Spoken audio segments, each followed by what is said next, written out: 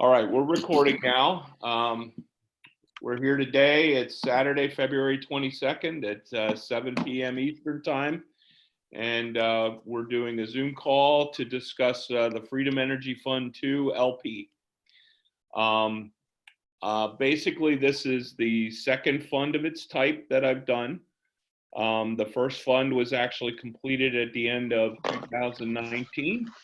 And it was the units of scrubbers that we bought in that fund were put into service on December 30th and are in operation as we speak. And I'll get into some of the details that I've gotten about that to give you some sense of how that project's going. I got involved with this investment. Basically, about a year ago, I met the fellow that runs CETA Technologies. His name is Roy Hill, and I'm going to talk a little bit about him and his team tonight. At some point in time, we're hoping to put together a field trip to go down and to look at the operation in Fairfield, Texas, where Roy's team operates these scrubbers and also the coal distillation units, which we'll talk about a little bit tonight. We're aiming for March 26th, which is a Thursday.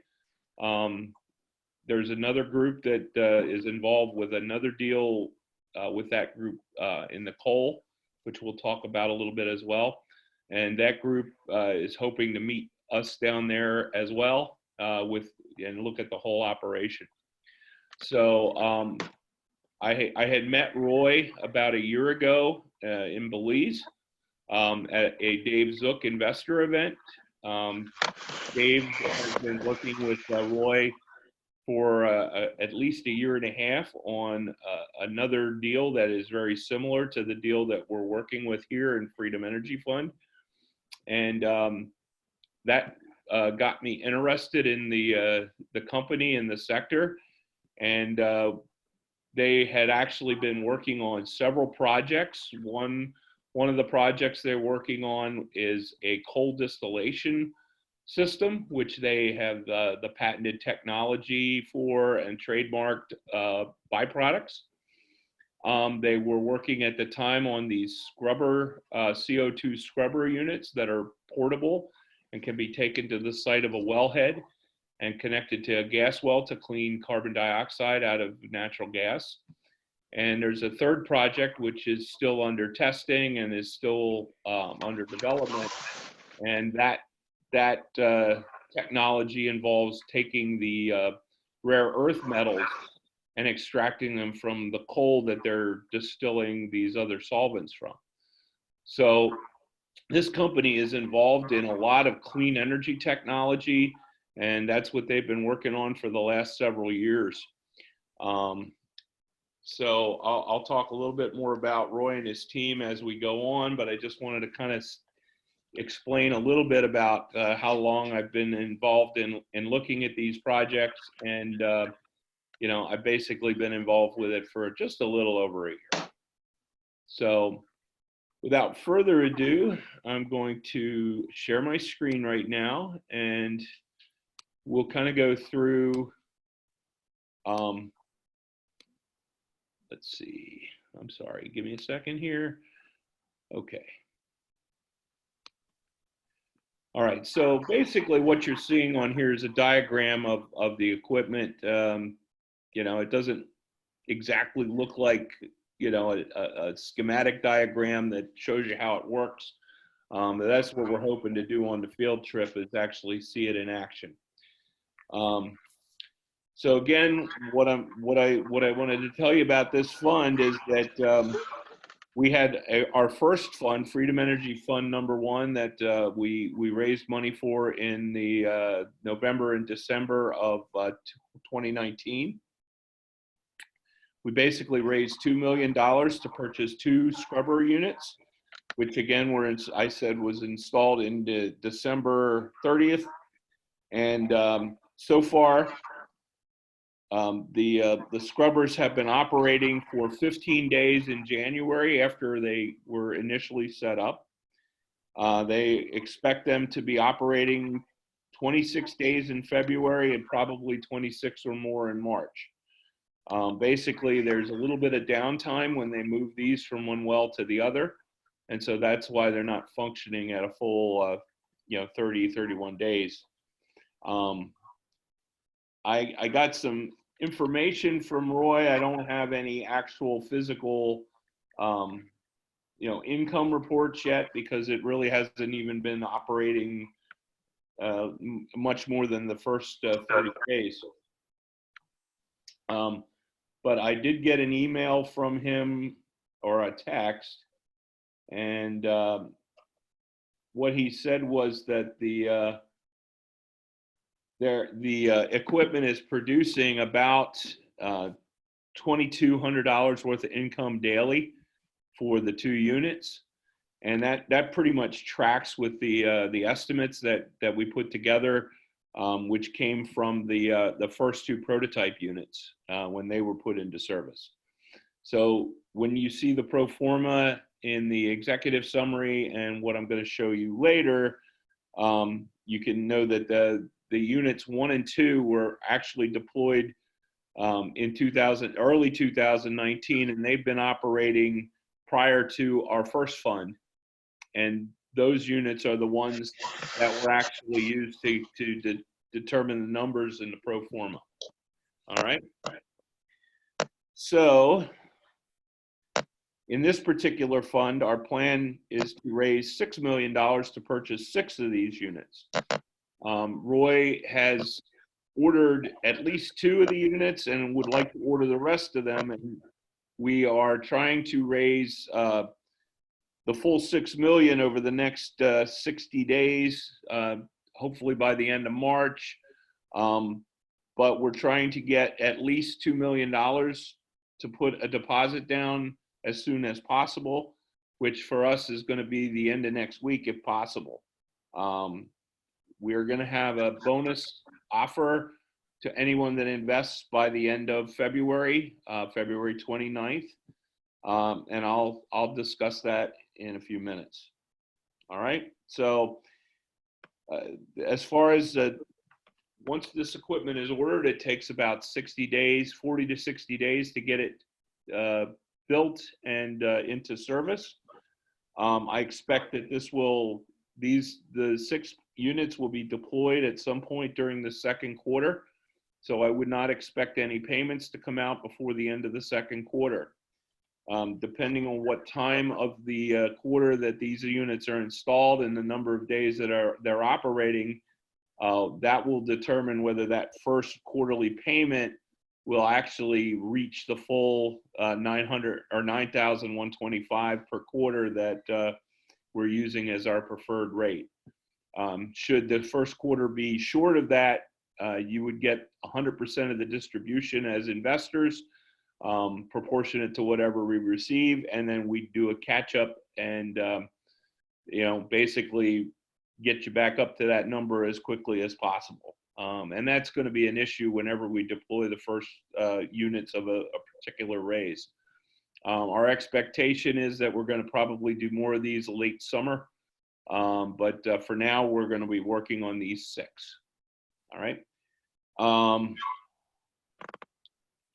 At any point, if someone has a question, just kind of make a noise or wave a hand or something. I can't quite see everybody with this share screen, but if you need to stop me, please, say question or something and interject. I'll start with this. So yes. It's $1 million a unit. So yeah, correct. Each one you're doing a $2 million raise to buy 2 units. No, correct? no. This one we're going to do 6. We're going to order 6 of them. He's kind of got the testing down. He's deployed 2 units now twice, and they're ready to start scaling it up. Okay, so the $2 million is the down payment on those, and then the Correct. other 4 will come. Correct. Before, he needs a third, and then a third, and then a third at some point. So he's gonna want a third probably in another 30 days, and then a final third in 60. Gotcha. So we're basically going to be raising over that whole period of time. All right. let's see. So again, like I said, the payouts are not necessarily going to be the 9,125 in the very first quarter, just because the deployment time may not be for the full quarter. We have a cushion in what the quarterly output of these is going to be. So, you know, it ends up needing to be about 80% of the full production for the investors to get their full payment. So there is a cushion in there built into the pro forma. All right. So that's a little bit about the raise, and that's a little bit about you know, the timetable on the raise. What I'm going to do now is kind of talk about the two different processes that you need to understand to kind of understand how this whole thing works together. So I'm basically going to start with his first technology, which is a cold distillation process, and this is a different deal than what we're doing in Freedom Energy Fund 1 and 2. There's the other investor that he introduced me to Roy and his company is Dave Zook, and some of you work with Dave and know him. Dave is doing the same thing I'm doing for the cold distillation deal, and he's actually got I think 10 units up and running already. So I want to tell you about that process, because that process creates the solvent that we use in our process. So let me take you through the coal deal first, and then I'll take a step back and go through how we use the solvent from that deal in our deal. All right. So, and I have to say, this is so interesting to me how all these little things work together and how they pulled all of this off. It's really quite amazing technology. So first thing that happens with the coal distillation deal, they built a piece of equipment that basically heats up. I guess they start with a ton of coal, and they put the coal in this distillation unit. They have mines, and I'm going to scroll down here a little bit. Obviously, we have some disclaimers here, which you're going to be able to read when you get the documents. I'm going to move that over so I can read some of this to you. So I think the coal, give me a second to scroll down here and see if they have any diagrams of the coal system. Now, they didn't put that in this book.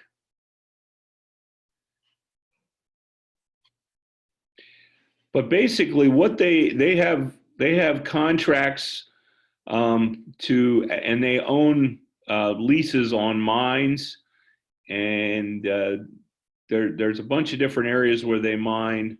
And if we need to find, if you need to know that, we can get that information from CETA.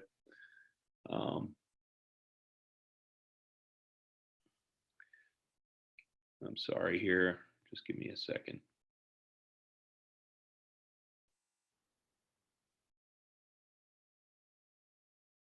This talks a little bit about the CETA light and nimble CO2, but they also talk a little about the CETA solvent. So once they mine the coal is shipped to the area in Fairfield where they have these units installed, and they have one property where the first batch is going, and then they have a secondary property where they're going to continue to build more of them there. Both of the sites have access to rail, so that they have the ability to ship the products out once they get them.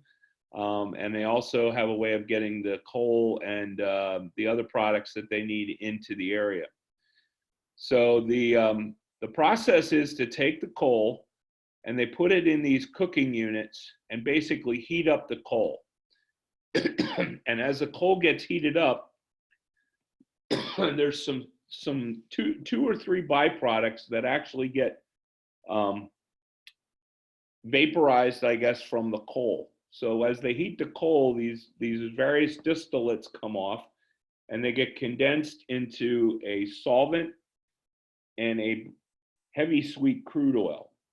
And apparently these two items come out in one distillate, but immediately once it sits and cools off, it separates into the heavy sweet crude oil and what they call Ceda solvent. Now, Ceda solvent is a trademark, and they have a national patent and an international patent on it, and it's also trademarked. And as time goes on and they make little tweaks to the system to improve it, they also update the patent technology or the patent information.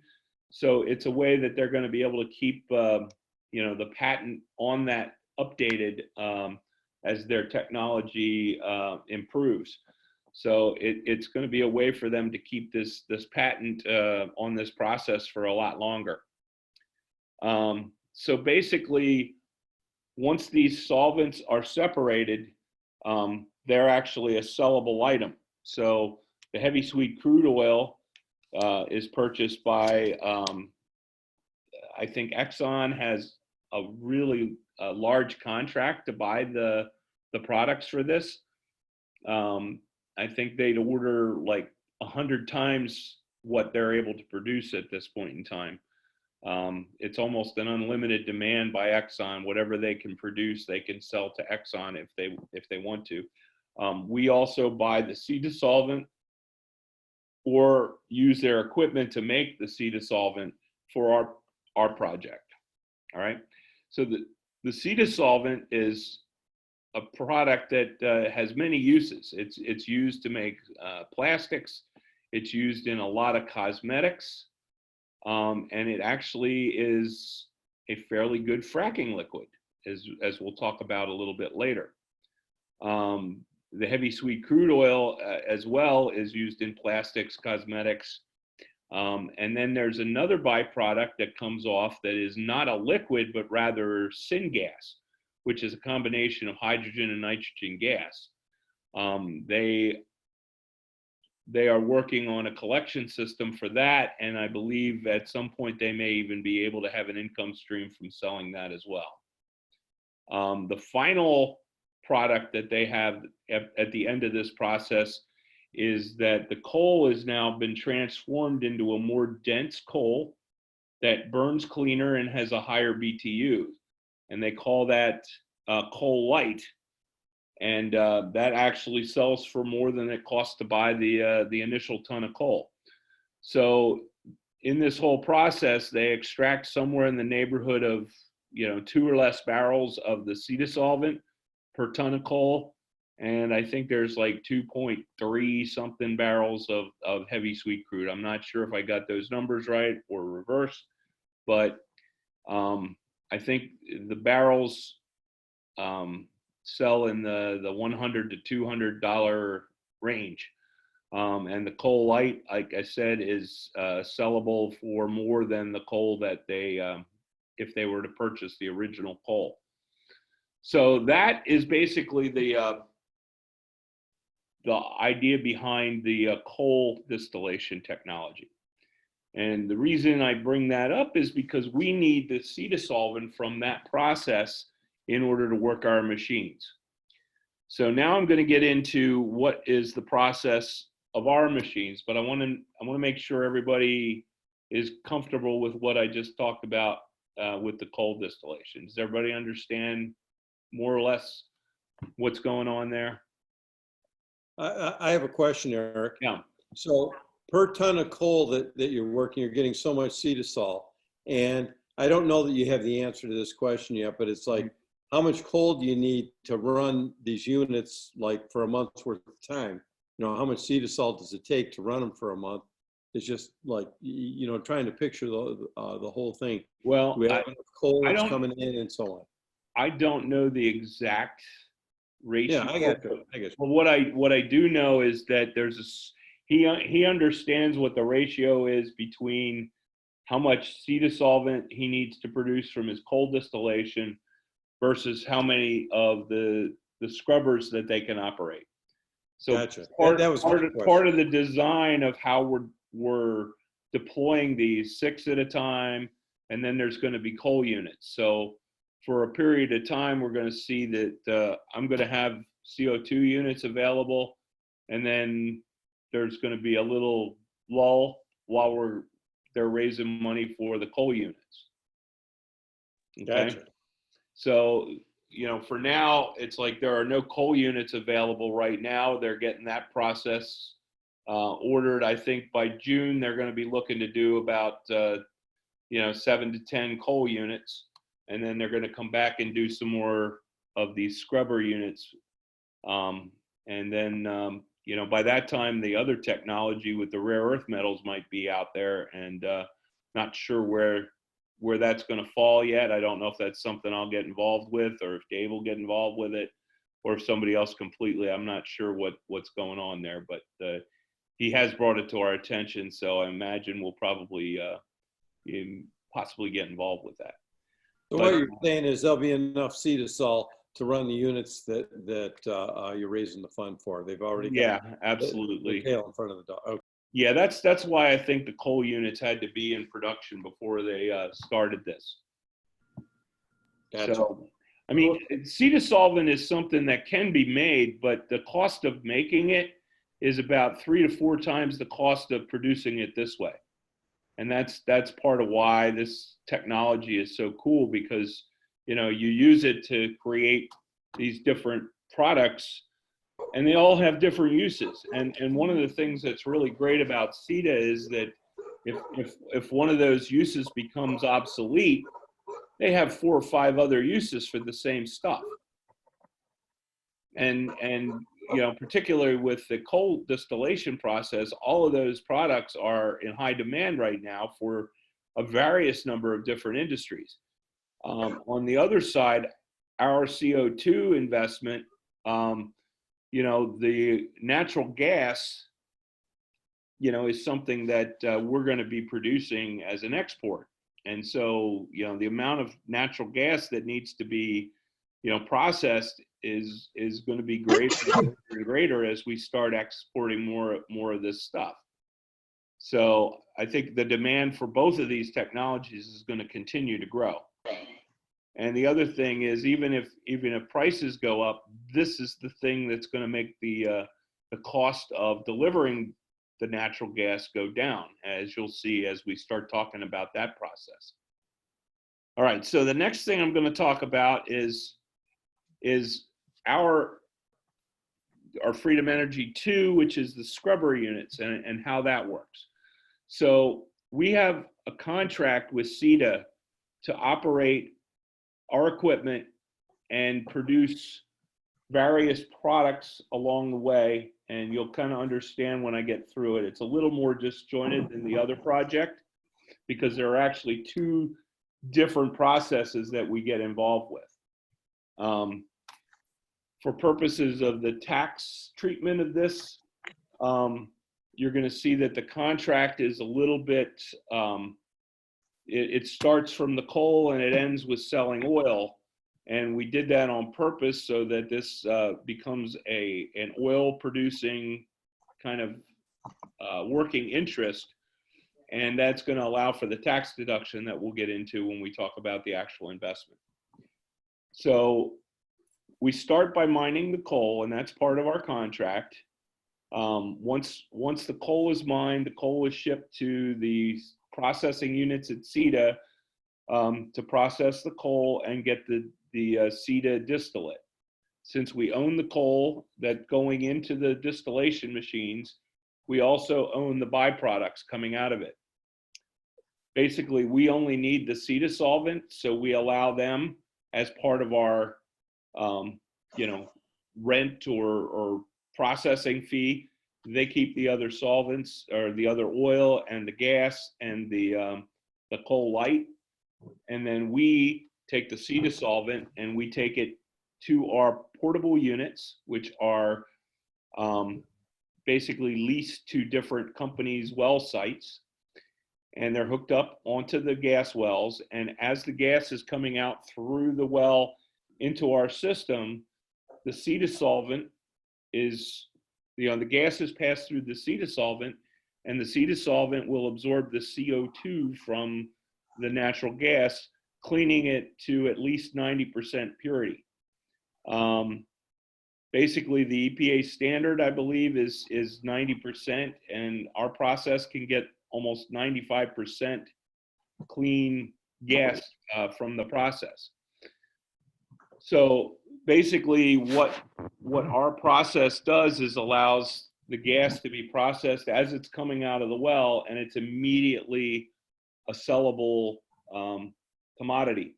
So basically, instead of shipping it to the ports in Louisiana where they refine and clean the CO2 out, they basically can ship it either pipeline, rail, or by truck right away, and they basically eliminate the transport and the remote cost of removing the CO2. All right, so that's process number one. So the companies that own these wells are more than happy to rent this portable equipment because it saves them all that transportation cost, and it saves them, it basically creates a sellable item right out of the well.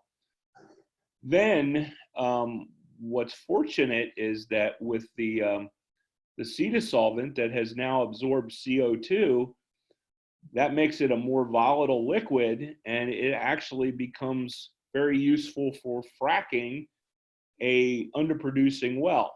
So they can use it in gas wells and oil wells in the same area where these, where this processing is occurring, and they can refrac a well and increase the oil production in that well. And as part of our contract, we get control of the additional oil that's produced on any of the wells that we're refracking. So our CO2 captured C dissolvent is used to produce additional oil, and that oil is then sold by within our contract, for profit. So we end up getting fees for the leasing of the equipment to do the CO2 scrubbing process, and we also get leasing contracts to refrac the wells, in which we get paid in oil, basically. So what that does is we own the means of and all the equipment needed for basically producing oil from these wells. And we basically sell that oil. And so that creates a working interest in oil production, which entitles this investment, as well as the coal deal, which produces that heavy sweet crude oil. Both those deals qualify for a tax deduction against ordinary income. And what's kind of unique about these investments is they don't have the drilling risk that all the other oil and gas investments have. Okay, so I'm going to get a little bit more into the tax ramifications of that a little bit later. Does anybody have questions about the CO2 scrubbing process and the refracking process? Does that all make sense? Eric, does the leases for these scrubbers, are they based on production of the wells, or is it a time deal, or what? Well, I think what they do is they hire CETA to operate the equipment. So they're paying a fee to have the gas production from those wells filtered through that equipment. And CETA does the operation of that. And for that, they get a fee. I guess my question is that a flat fee per month, or is that based on days in service, or what? I don't know how I can include the contract, but I read through the 23 pages, didn't see the exact numbers in terms of cost in that contract. What I do know is that I can probably pull it up Let me see if I can find it quickly. Well, that's all right, Eric. I mean, you can send it later if you, when you find it. if you can. Well, there's one document that's kind of proprietary, and I don't know that I can distribute, but on it, it basically shows the revenue from the first two deals. And the revenue actually on those two for the 1 year was approximately $9.5 million. The profit off of that was about $1.5 million. About $7 million of that was to purchase the CETA solvent from CETA. Okay, so our contract is going to operate a slightly different. We're going to have similar costs, equivalent costs, but a lot of it's going to be involved in trading materials and things like that. And it basically, what they're doing is they're creating the contract in such a way that it basically gives us control of all the means of production for the oil, all the way through from the mining of the coal all the way through to the end. And if we don't do it that way, you know, we potentially get hung up on the working interest of the deal. So I know I'm not answering your question real specifically because I can't tell you, like, you know, is it per hour or whatever, but I can tell you that the revenue generated by two of these units in 1 year is on the order of $9.5 million. And that includes the operation of the equipment and the oil sales at the end of the deal. The profit from that comes out to about $1.5 million. And then, as you might have seen in the executive summary, there's like a waterfall payment to the fund that gradually goes down over the 5 years as you know, we get our capital back.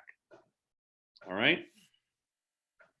So kind of a roundabout answer there. Sorry, I didn't give you the real specific answer that you were asking for, Tom.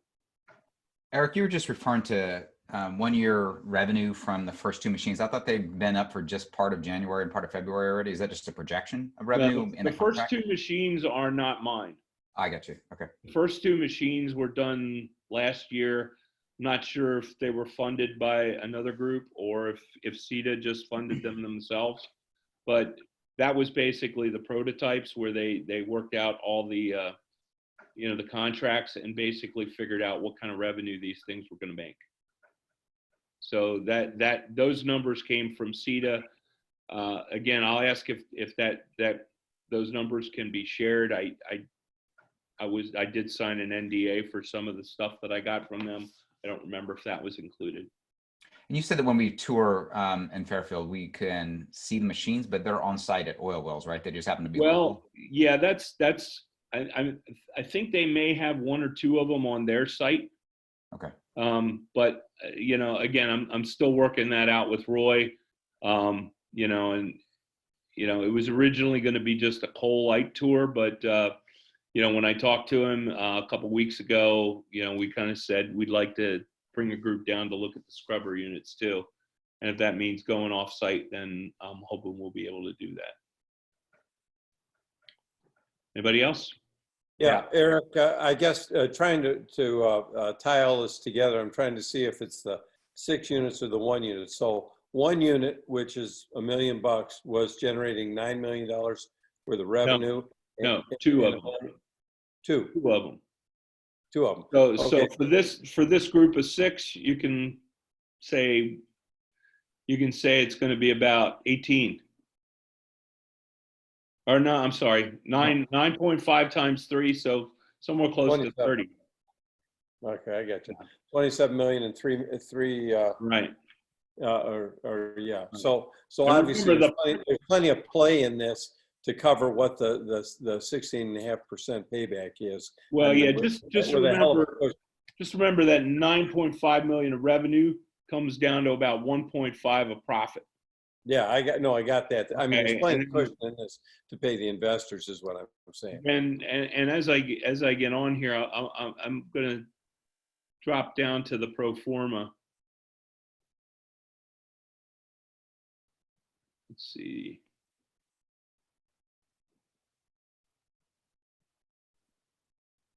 Yeah, this was the per share pro forma.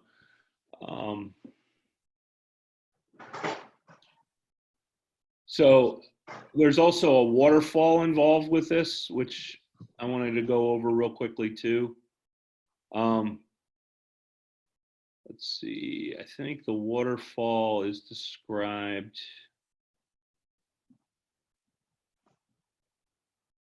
Yeah, I don't know if you can see me moving my cursor, but this paragraph talks about, and I'll leave this up for you to read through.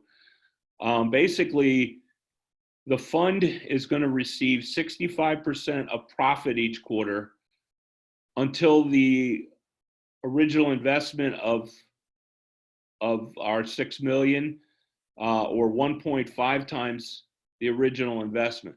So 1.5 times the original investment. So let's see. You know what? I see a mistake already here. I think this $3 million reflected the $2 million raise. So I need to change this to actually 9 million.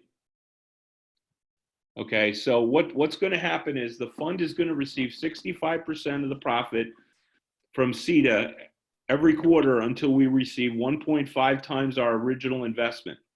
So in the case of 6 million, that's going to be $9 million. And after that, we're going to receive 50% of the profit until we've reached twice our investment, which is going to be $12 million. And then after that, we're going to receive 35% of the profit until the equipment reaches useful life. So I think maybe the numbers in this are wrong, and I'm going to recalculate it and resend this out the next time I send documents. So basically what that means for us is that at some point during, at the end of year 2, with the tax benefits, you are actually going to have 100% of your invested capital back in your pocket, either through the tax deduction and the 2 years worth of payments. Okay. After that, then you're still going to receive the same, month or a quarterly payment, but the fund is going to receive less of the profit. So there's actually a point, if you'll notice in the pro forma, in the 5th year, that the fund actually goes negative, and the investors get 36,000. But what we're going to do is we're going to make sure we earmark enough money for the fund to cover that negative in the first 4 years. And then at the end of 5 years, then the fund takes over the project and the equipment becomes the property of the fund. So our reasoning for doing this, and this is designed to match the coal deal exactly. The payouts are the same, the time frames are the same. So the returns are the same, everything's the same. The only thing that is going to be a little bit different is that we're going to offer the bonus to the first $2 million into this fund just to get the deposit in place. Not sure if that's going to happen in the future or not. Probably not. So this is probably the only time you'd be able to take advantage of that. And what I mean by that extra payment is basically that for anyone that invests before the end of February, that'd be February 29th, we're going to do one extra payment of $9,125 on the 6th year in the first quarter of the 6th year. So it would be one payment tacked onto the end for the first group of people. We're going to do up to 2 million, and we're going to do it anybody that's in before the 29th. Does anybody have any questions about that?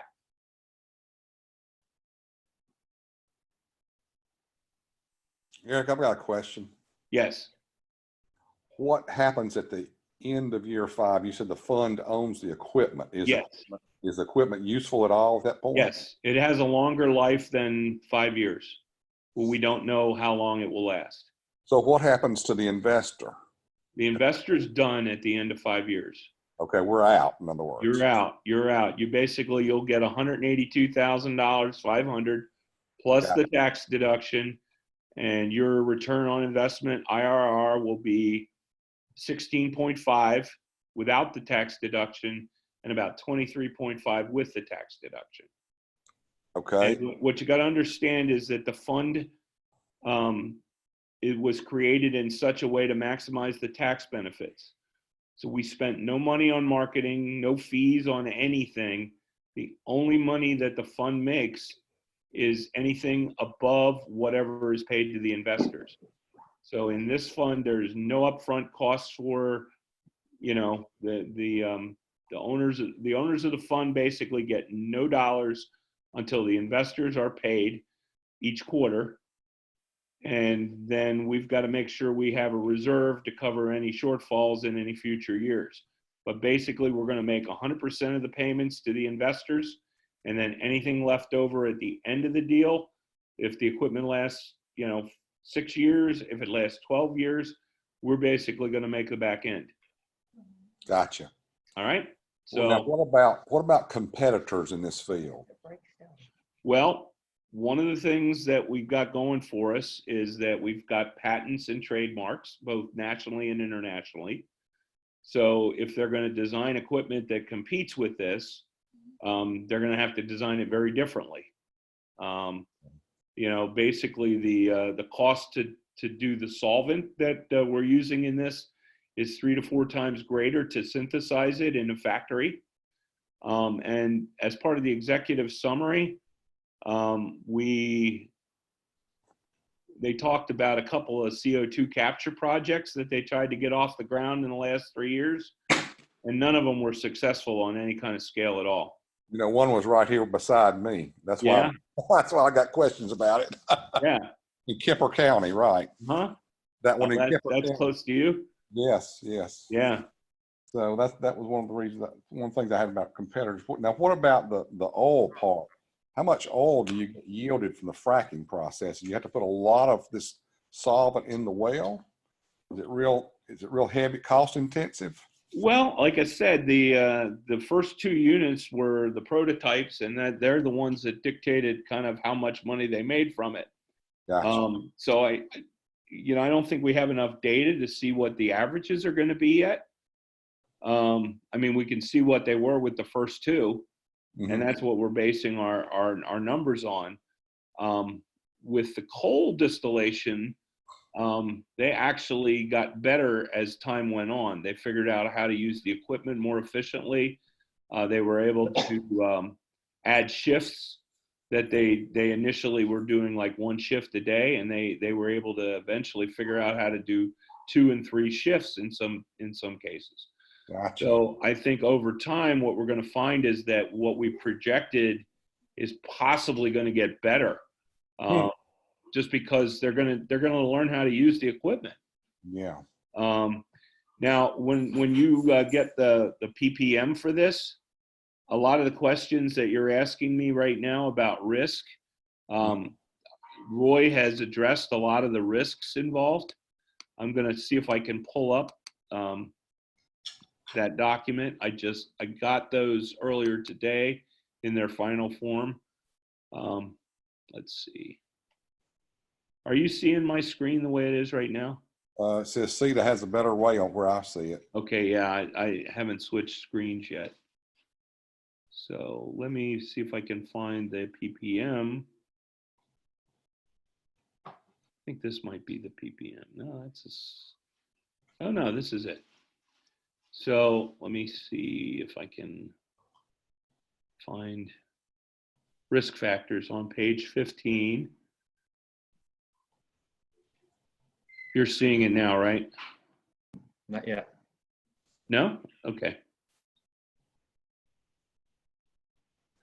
Are you seeing me scrolling? No. All right. Still looking at executive summary. All right. Let's do new share.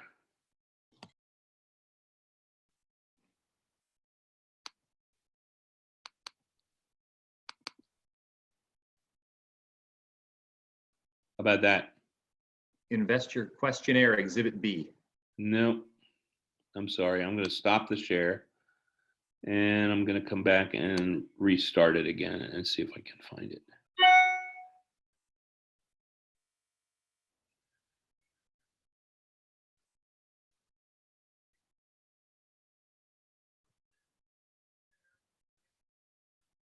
I apologize. I can't really read these documents. There it is. Take your glasses off. No, it's the little tiny screens don't have like visible letters. They just have like little marks.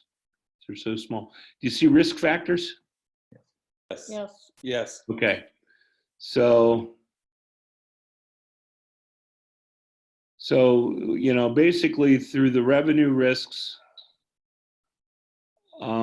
let's see. So I'll let you read through these on your own when you get them. I'm just going to see if there was anything that he mentioned here regarding that. What was the last question? It was regarding. Kind of lost track of the question.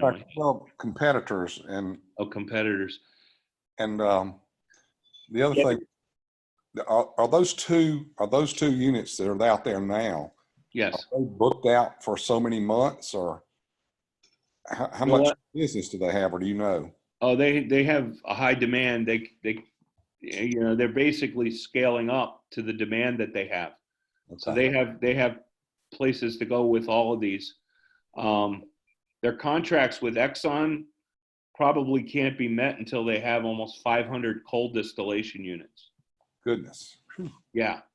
Yeah. The ultimate goal, I think, is to do 500 of each of these. I won't be raising for 500. I don't think there's any way that I'm going to last that long.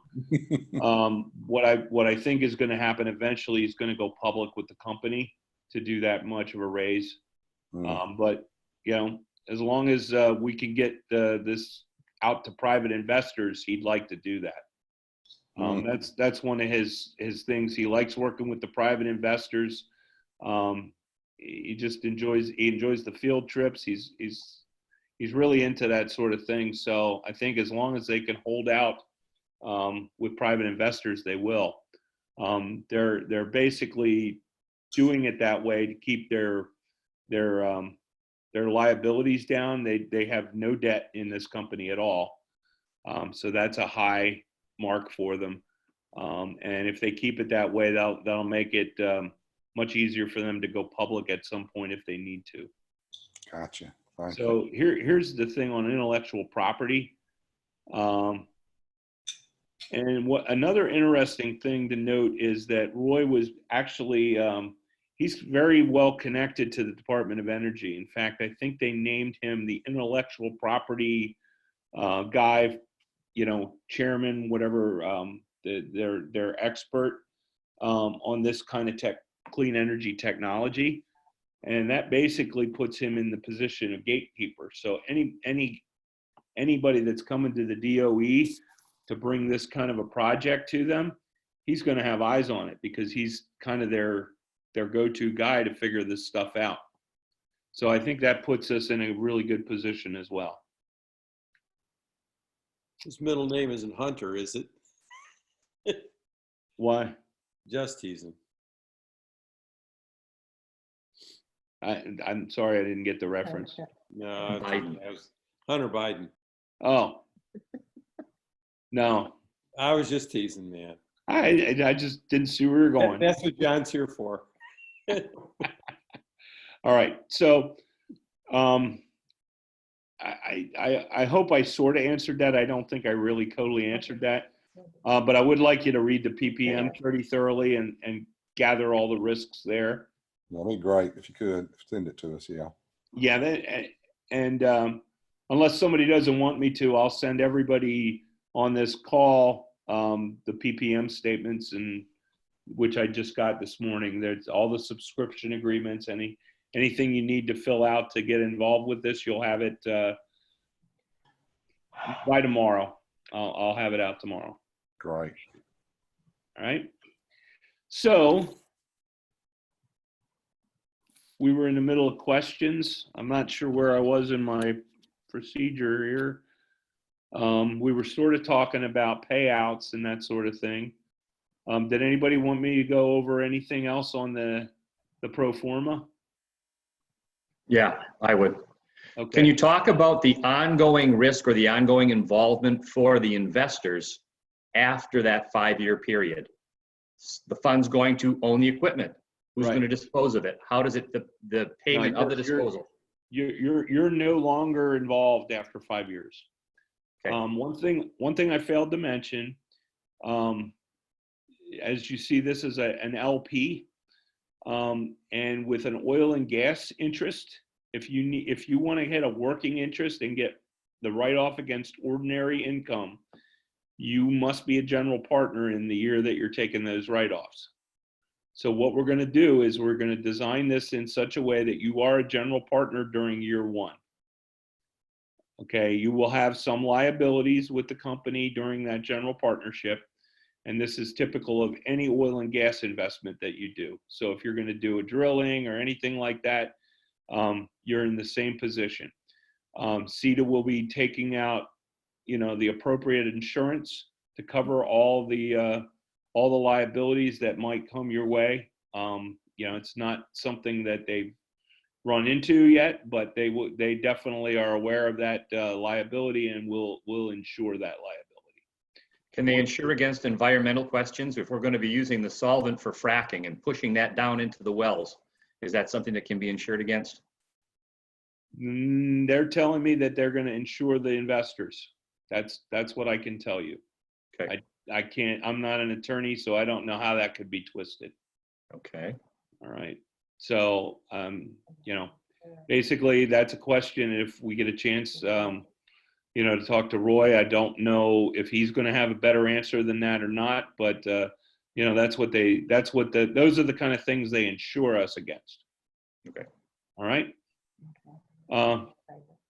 Eric, Yes. I'm trying to understand, does CETA own from beginning to end everything from the coal to the hydrofracking? Everything is owned under the CETA, or Our are they fund. all different affiliations and coming under this? Okay, so the way this works is CETA is the operating company and they operate the lease contract that our fund has. Okay, so our fund ends up being the beneficiary of a lease contract that is operated by CETA. So CETA does not own our fund. It does not own the equipment. We own the equipment, and our equipment is leased and operated by our operator, CETA. So CETA controls the contracts and the processes. We split our revenue with CETA, 65, then 50%, then 35%. So that's the relationship. So our fund owns the equipment, Okay. and we are general partners in that lease contract. And then at the end of the first year, we're going to convert everybody to limited partners, which takes your liability away. And since that tax deduction happens in year 1, we don't need it in years 2 through 4 or 2 through 5. So we basically will wipe out the general partnership and put you in as limited partners. And then the liability goes away after that first year. And like I said, in order to get the tax deduction for all the leases and everything related to oil and gas, and this happens with drilling and it happens with this, that's the only way you can get that tax deduction against ordinary income.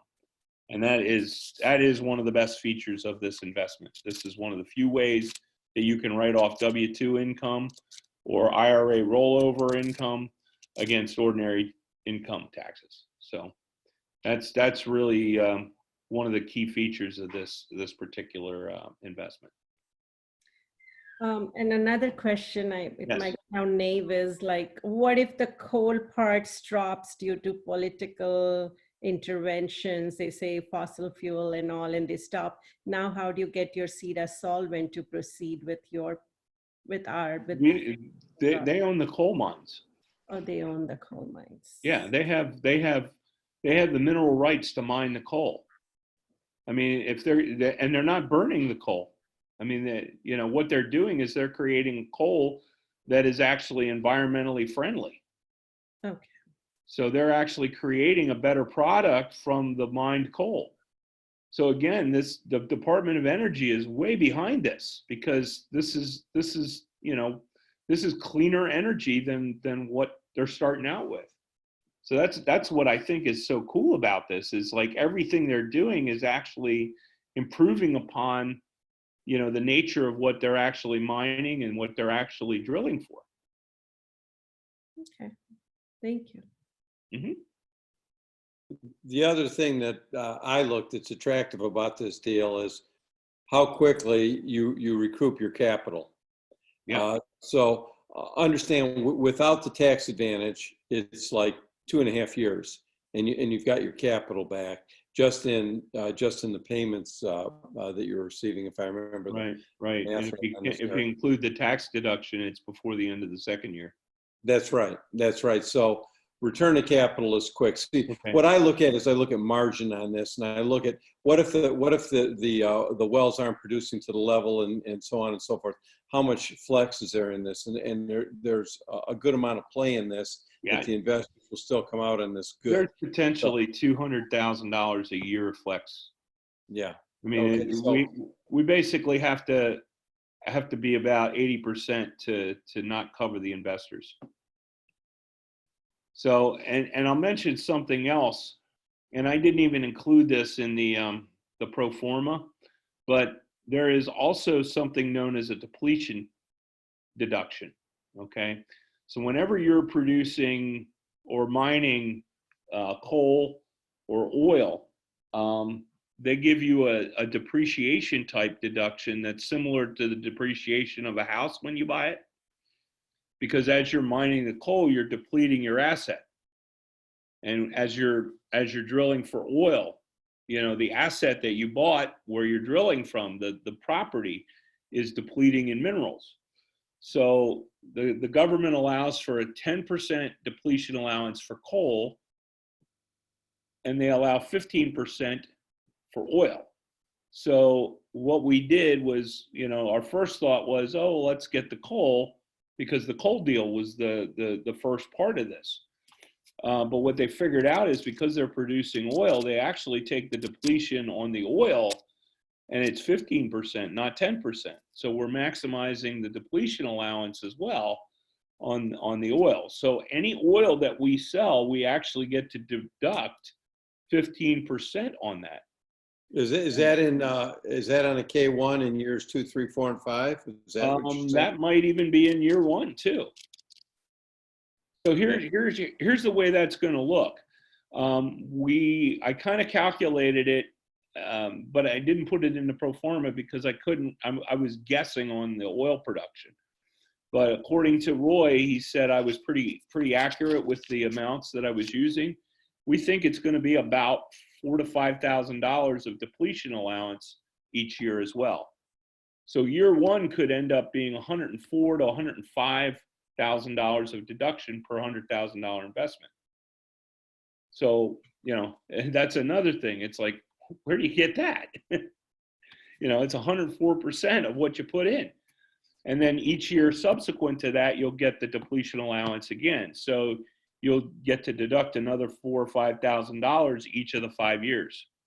So I didn't include that in the pro forma. That probably adds another 0.5%.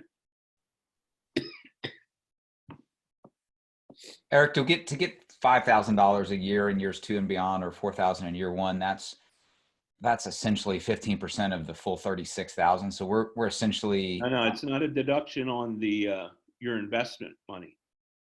It's a deduction on the oil that the fund sells. So it's going to come to you through the K1 as a deductible expense. Right, the depletion, right? But it's not going to come out of your 36,000. It's not related to that number.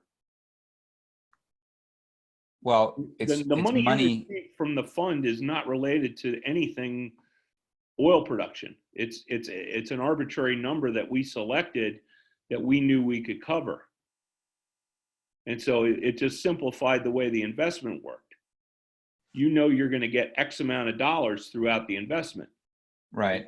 We're not going to say it's X percent of what we do or whatever. It's going to be an exact dollar amount. Okay, let me I change hope I my, didn't interrupt you. let me change the way in which I ask the question. Yeah. So if each of us got $5,000, that is 15% of basically 100% of the money that comes to the fund. No. Or 100% of the profit, the net net No, money. no, we get profit from two different streams. I realize it's a different source. I'm just saying the size of the pile of the money. Well, the source is the oil pile. Whatever we sell in oil gets that depletion allowance.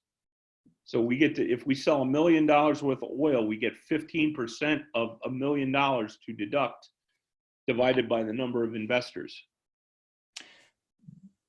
But we don't get paid the $1 million from the oil. We get the 36,000. Right. The money that you get as an investor is an arbitrary amount that the fund pays you. It's not tied to any production. And So the money coming from the oil is part of the net profit of the right. of the fund We're revenue. paying you $36,500 a year out of the net profit of the deal.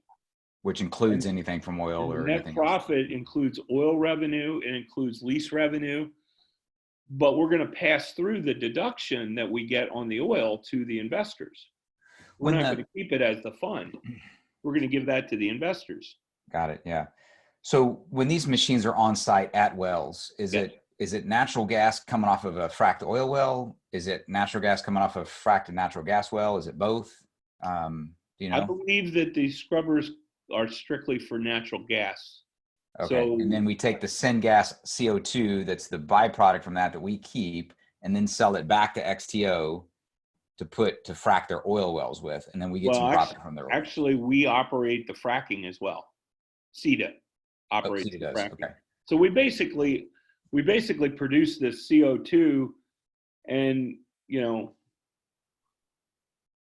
we sell it to them or do we get oil for the operating fee? It's Okay.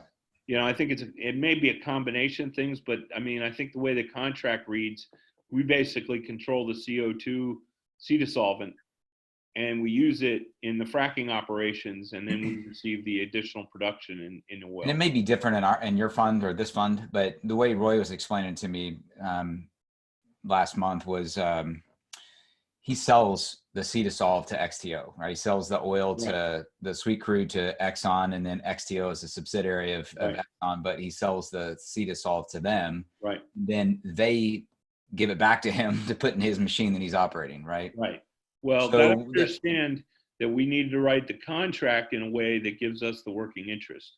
Yeah. We need the whole means of production. So if it's the same operation, but we have to control it through the For whole the tax process. benefit. Okay. Yeah. So he just, effectively the same thing happens. We just happen to have contractual control of the CETA solvent rather than selling it to them. We get we get oil in return for it.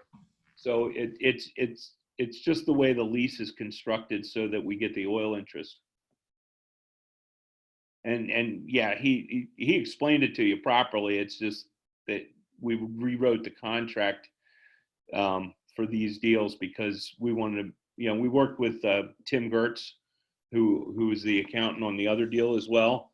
And it basically, the coal or the scrubbing did not constitute a working interest in production. But the oil production from the fracking did. And until he understood that piece of it, this thing wasn't going to be a working interest until he understood that. And that required a little bit of changing the way the lease contract was set up. So we did spend a lot of time making sure that this was, gonna fly for that, because that was a really important part of this deal.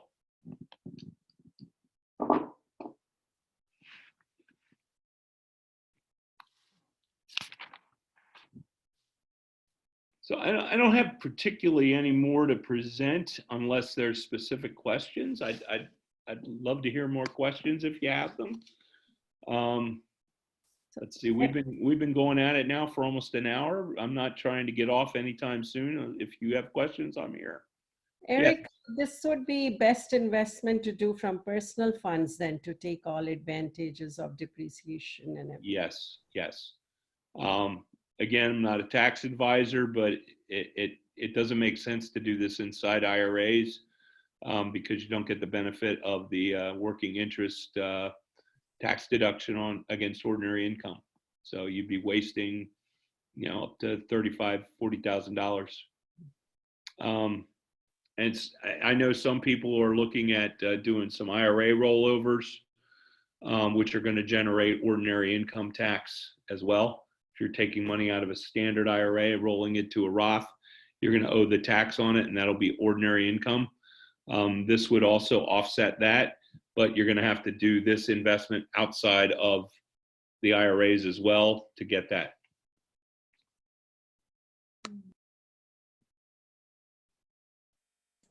I don't remember if it was this one, Eric, or the Colite, but one of them showed that if you have, if you mentioned the first quarter may not produce 91.25 just because of timing, it showed somewhere where that rolls to the last quarter. It just carries forward to the end and then gets paid out there. Right. Well, the way we were going to work that is basically if we come up short of getting everybody 9,125 in quarter one, and then in quarter two, 100% of the the profits would roll to the investor to get their 91.25 finished for the first quarter, and then 91.25 for the second quarter. And then at that point, if there's anything left over at that second quarter, then the fund would retain that money. Oh, so you're paying them up in the very next quarter, not 60. Yeah, no, quarters. I'm not gonna make $9,100 payments, every time, and the first one's gonna be short. I'm gonna basically pay the investors before the fund takes any money, get them caught up, and then from that point on, do the 9,125. So yeah, no, you don't have to wait till the end of the investment to get that back. You're gonna get that back in the second quarter. Okay. What's likely going to happen if in that scenario is that the fund will take no distributions themselves until maybe the third quarter. And I think with Dave Zook and his coal units, I think they had a weather delay on one of the sets. They were short on that first payment, but I think the second quarter they did additional shifts. And, Roy did everything he could to get the production higher than normal in that second quarter to make up the difference. And so I know Roy's cognizant of it. And he said he's going to be on board to do whatever needs to be done on CETA's end to get, the payment, the preferred payment to the investors each quarter. So yeah, my intent is that you're going to get paid before the fund gets a dime. And like I said, all the upfront costs have been covered by the fund personally, and there's no upfront money coming to the fund in fees or anything. And that was important for getting 100% of the deduction. Because normally in an oil and gas deal, when you're drilling, it's 80% because they have marketing costs. Yeah. All right. So Eric, as far as you know, the ability to produce the scrubbers and to produce the CETASOL is up to scale, so that as you are able to raise the funds for these things, they'll be ready for production. Yeah, I mean they have to get deployed. So like I said, we're gonna order them in February. I think a couple of them have been ordered, maybe all of them. I don't know, if he took a leap of faith and ordered them all, or if he ordered a couple of them. But he said they're about 40 to 60 days to get built, and Okay. as he said, they were actually installed on the site on December 30th, and they operated for 15 days in January. Now I don't know if they were operating one day after they were installed, or if there was a delay there, or if they put them one place and then moved them a couple of times. All right. Oh, good. So I know basically that there's time involved in moving them from one well to the other. I'm not sure necessarily what the rhyme or reason to moving them would be. I mean, if a well's producing gas at a regular rate, why wouldn't you just leave it there? Unless you find another one's producing at a higher rate and you move it to that one instead. So those are good questions to ask him on a field trip. Cool. Good job, Eric. Hey, Eric, what again was the field trip dates? You had like some approximate dates, didn't you? I don't have specific dates. We're trying to push him to do the 26th of March. Or I'm sorry, yeah, March. 26th of March. It is a Thursday right before the real estate guys event down there in Dallas. Oh, the And, Secrets of Syndication thing? yeah, both Dave and I are actually going to be there already for the weekend. So we were trying to see if we could, and quite a few of the investors that are interested go to that as well. So for a great number of people, probably at least 10 to 20 people, that might actually be the most convenient day to do it. Eric, what's the impact if you don't get the full 6 million raised? I believe that he'll get somebody else to raise it. Your share will still be worth the same. There are investors in Dave Zook's family of investors that would be interested in this. Some of you are already investing with Dave. I had one person fall out of the other deal in December, and one of Dave's investors hopped right in. So, I mean, there is a huge demand for this deal on Dave's side of the equation.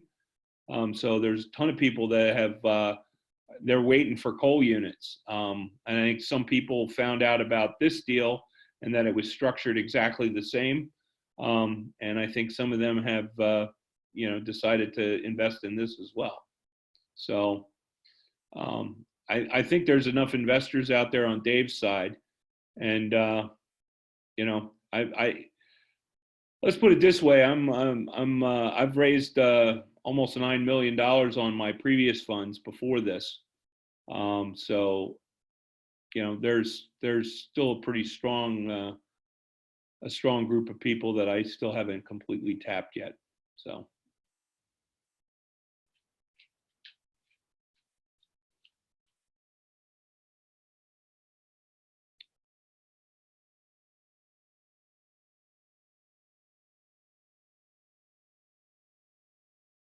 I think you covered her, dude. I hope so. My mouth is dry. That usually means I was talking a lot. I've got a good framework for it now. You did a great job, Eric. Okay. Yeah, I hope I framed it well. It's a pretty confusing process, and it took me a while to get it in my head. And there's still, I still think I'll learn a whole lot when I actually go see it. Unfortunately, there was basically none of these operating except for the prototypes, and I didn't really have time to go get it, go look at them since I started this raise in November. So. Just to clarify, you said the field trip is tentatively scheduled March 26th? Yes. I wouldn't even use that strong a term. That's the date we begged him to try to make available. Do you have any idea when We offered him cookies. Apparently, Dave has some oatmeal cookies that were appealing to him, so I offered to buy at least 2 bags. God.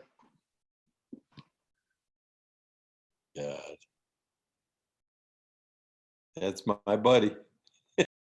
Hey, if it takes cookies, that's not hard.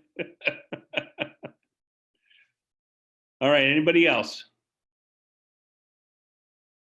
All right, well, hey, it was good to see some people. There's a few people on the call I haven't seen in a while. And so. It was great to see you too, Eric. Thanks. Real good to see everybody again. And any questions, don't hesitate to call my cell phone. Do you all have it? Does anybody want me to give it out right now? Yeah. Would you please? Okay, yeah, sure. 484 883-2223, 2223. Thank you. Thank you so much. Email is Eric Shelley, Shely, with no spaces between the names, Mhm. at verizon.net. And as I said, I have the emails from the registration for this call. So I will make sure that you all get the PPM documents and all the subscription documents. If you have any issues filling those out, if you're interested, please let me know. If you're going to try to get something in by the 29th, please let me know as soon as possible. I have almost half of it committed. So there's another 10 spots available. So if you want one of those, and you're going to get me a wire by the 29th, I'll hold a spot for you. What was your cell again, Eric? What's that? What was your cell again? 484-883-2223. Thank you. All right. I'll be at Freedom Founders on Thursday next week. Thursday, probably around the afternoon. For those of you who are going to be there, we can talk in person. And like I said, if you know anybody that would be interested in this, I know, 6 million is a lot, but I'm going to have some later in the year. So, anybody that would be interested in something like this, I know it's a great tax advantage. Please feel free to refer. One last thing, it is a 506C, so you do need to be accredited. I think most of you that are on the call are. And that, will require an accountant letter. I know a bunch of you did Investor Verify with me within the last 3 months. That's the limitation on the 506C. I have to have a verification every 3 months. So if you're looking to do this quickly next week, get with your accountants and get a letter saying that you're accredited. I'll probably avoid the Investor Verify if I have those letters. If anybody has any questions, just call me personally or email me. So Eric, when are you going to get the wiring instructions out to me? I'm going to try to get that out with the PPM. Okay, good. sounds good. I'm going to have like a one long document that has all the subscription stuff in it. Yeah. So that's one file. There'll be a, instructions file, and there should be a wire file. Now, the only thing is I don't have the account number probably until Monday. So I guess that one I'll have to get out Monday or so. All right. Because, the bank lady was missing one document. So I should have had it done Friday, but she missed one document that she didn't send me. So I didn't get an account number over the weekend. So I thought I was going to have it by Friday, but I didn't. So just expect a call from me verifying the number, okay? Okay. The wire number, okay? Yeah. All right, sounds good. Thanks, Eric. All right. All right. So at this point, I'm going to turn off the recording, and I'll see y'all.